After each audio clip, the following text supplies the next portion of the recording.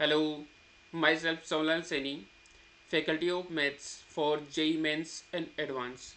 I have total experience 8 years. Okay, चलिए आज हम सर्कल की स्टडी करने वाले हैं।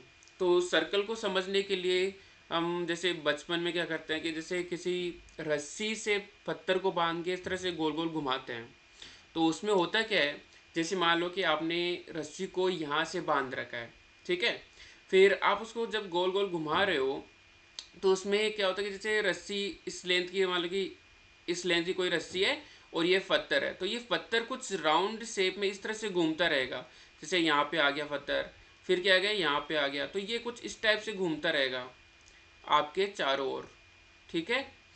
तो जैसे मान लो कि यहाँ पे पत्थर यहाँ पे आ रहा है, यहाँ पे आ रहा है, यहाँ पे आपको इस तरह से गोल गोल राउंड राउंड शेप में घूमता हुआ नजर आएगा। तो ये जो पत्थर जो पांच जो ट्रेवल कर रहा है ना, वो आपको एक सर्कल टाइप की स्ट्रक्चर नजर आएगी। मीन्स ये जो शेप होगी इसको हम क्या बोलते हैं, सर्कल बोलते हैं। जो वो पत्थर जो मूव कर रहा है उसको हम क्या बोलते हैं, सर्कल। हमने जैसे स्ट्रेट लाइन के अंदर लोकस की डेफिनेशन देखिए, means path travel by A point. यहाँ पे पॉइंट क्या है, पत्थर है जिसको हमने एक रस्सी से बांध रखा है, ठीक है। तो जो जो पत्थर जो एक शेप जो बना रहा है वो किस टाइप की शेप होगी, वो एक सर्कल टाइप की शेप होगी, ठीक है। एंड जहाँ से आपने रस्सी को पकड़ रखा है वो इसका क्या होता है, सेंटर बोलते हैं इसको। एंड जो रस्सी की जो लेंथ जो होगी उसको हम रेडियस कंसिडर करेंगे। ओके, तो लेट सपोज हम सर्कल को अगर डिफाइन करना चाहिए तो इस तरह से हम डिफाइन कर सकते हैं। देखिए, circle means it is locus of a point which move in a plane such that distance from a fix point is constant. जो हम फिक्स पॉइंट की बात कर रहे हैं, जैसे हमने बात करी थी रस्सी को बांधकर घुमा रहे हैं, तो जहां से हमने हाथ से पकड़ रखा है वो एक फिक्स पॉइंट हो जाएगा। तो इसको हम क्या बोलते हैं, सर्कल का सेंटर बोलेंगे। और जो रस्सी की जो लेंथ होती है, जो कांस्टेंट डिस्टेंस होती है, उसको हम क्या बोलते हैं, सर्कल की रेडियस बोलते हैं। तो इसको इस तरह से हम देख सकते हैं कि लेट सपोज हमारे पास में एक पॉइंट है, फिक्स पॉइंट, जिसको हम सी बोल दिया। Let suppose alpha comma beta is a fix point. और एक पॉइंट है पी एच कोमा के, वो इस तरह से मूव कर रहा है कि इसकी पॉइंट सी से डिस्टेंस हमेशा क्या रहेगी, कांस्टेंट रहेगी। जैसे हमने रस्सी से बांध कर अगर पत्थर को घुमा रहे हैं तो ये कांस्टेंट डिस्टेंस पे घूमता रहेगा, ठीक है। तो पॉइंट बी जो पाथ ट्रेवल करेगा कुछ इस टाइप से, पाथ ट्रेवल करेगा, इसके किसी भी पॉइंट से देखो आप डिस्टेंस निकालोगे तो कांस्टेंट आएगी, ये भी ए डिस्टेंस ही आएगी, ठीक है। तो पॉइंट पी का जो लोकस होता है वो एक सर्कल होता है, ठीक।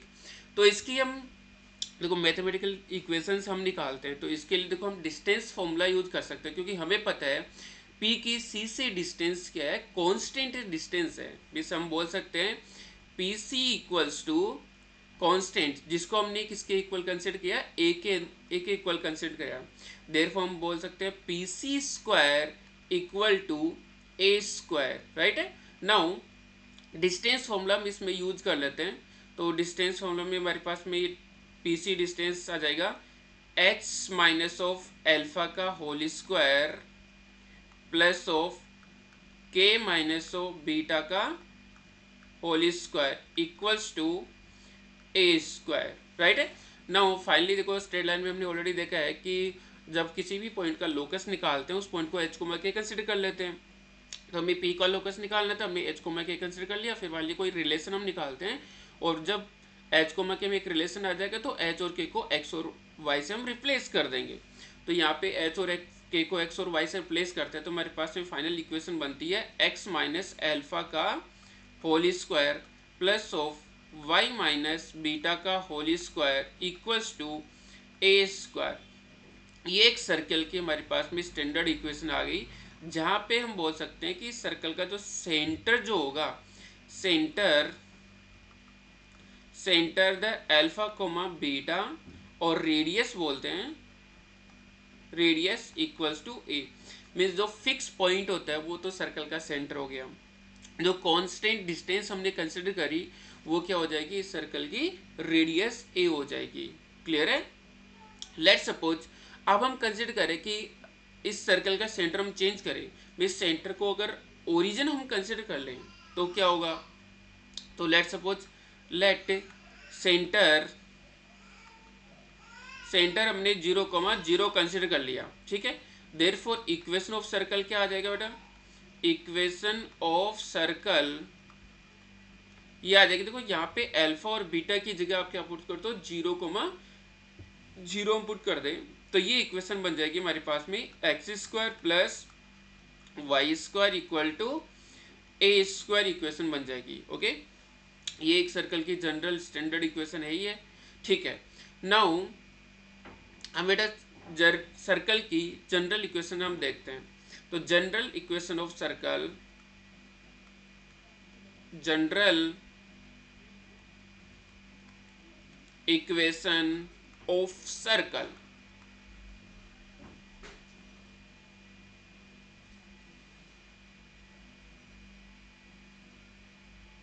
देखिए हमने उसमें देखा था pair of the straight line के अंदर में देखा था जनरल इक्वेशन ऑफ कर्व है। मीन्स हम ये देखते हैं A X square plus 2hxy plus B Y square plus 2gx plus 2fy plus C equal to 0, ये pair of the straight line की जनरल इक्वेशन होती है, ठीक। मीन्स ये इसको हम general equation of the curve भी बोलते हैं। Pair of the straight line की इक्वेशन भी यही होती है, वो अलग अलग कंडीशन में अलग अलग को रिप्रेजेंट करते हैं। ये कॉनिक में हम डिटेल से देखते हैं। यहाँ पे हम सर्कल की इक्वेशन मतलब वो भी इसी टाइप की इक्वेशन होती है। मीन्स जनरल इक्वेशन जो ये होगी X square plus Y square plus 2gx plus 2fy plus C equal to 0, ये सर्कल की क्या है, जनरल इक्वेशन है। यहाँ पर बेटा देखो मेनली क्या होता है कि ये जनरल इक्वेशन, तो इसका सेंटर क्या होगा, रेडियस क्या होगा। तो जस्ट अभी हमने देखो इसकी स्टैंडर्ड इक्वेशन देखी, क्या देखिए, एक्स माइनस एल्फा का whole square plus of Y minus beta का whole square equal to A square.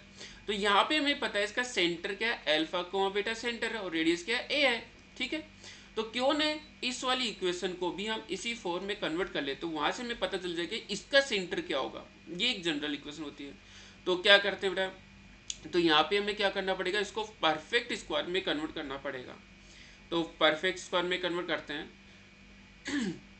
तो ये हो जाएगा बेटा एक्स स्क्वायर प्लस 2gx को इसके साथ में लिख देते हैं। इसके परफेक्ट स्क्वायर में कन्वर्ट करने के लिए एक्स के ऑप्शन का हाफ ले लो, हाफ क्या है जी, तो इसका स्क्वायर इसमें ऐड कर देंगे, आगे सेपरेट कर देंगे। फिर क्या देखो वाई स्क्वायर प्लस 2f5, इसका भी यहाँ पे हाफ कर देते हैं, इसका स्क्वायर ऐड कर दो। फिर minus G square minus F square plus C equal to 0, right. तो देखो ये तीनों टर्म्स मिलके एक परफेक्ट स्क्वायर बन रहा है, ये भी परफेक्ट स्क्वायर बन रहा है। देयरफॉर एक्स प्लस जी का whole square plus of Y plus F का होल स्क्वायर, इनको राइट हैंड साइड में ले जाए तो वो आता है हमारे पास में G square plus F square minus of C. Now इसे अगर कंपेयर कर दे तो यहाँ से देखो यहाँ पे सेंटर हमारे पास में अल्फा कोमा बीटा था, तो x माइनस एल्फा ये x प्लस जी, तो अल्फा की वैल्यू क्या की माइनस ऑफ जी और बीटा की वैल्यू आ गई माइनस ऑफ एफ। तो सेंटर हमारे पास में आ रहा है minus G comma minus of F. और देखो ये हमारे पास में रेडियस है, मीन्स ए स्क्वायर की वैल्यू क्या होगी, ये कंप्लीट वैल्यू ए स्क्वायर की होगी। तो ए की जगह हम क्या लिखते हैं, square root of G square plus F square minus of C, हम ये बोल सकते हैं radius square root of G square plus F square minus C, and centre is the minus G comma minus F. या फिर हम बोल सकते हैं तो जी देखो 2g एक्स कोफिशिएंट, एक्स का कोफिशिएंट है, तो माइनस जी के लिए बोल सकते हैं minus one half of coefficient of X और minus half of coefficient of Y. Clear, thank you.